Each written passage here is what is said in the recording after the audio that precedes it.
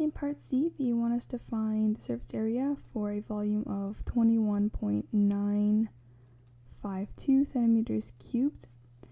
So again, if we have a square-based prism, it has to be a cube in order for it to be a minimum surface area. So S by S by S, so S as in side length. Volume, again, we know is S cubed then, since all of them are the same. And so we know the volume is 21.952. So to find the S here, we cubic root both sides, and we get S to be 2.8. So now find surface area. We know each of these sides are the same.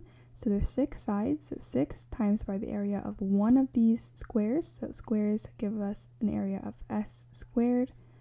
S we just found to be 2.8. We get 47.04 centimeters squared. So this is our surface area.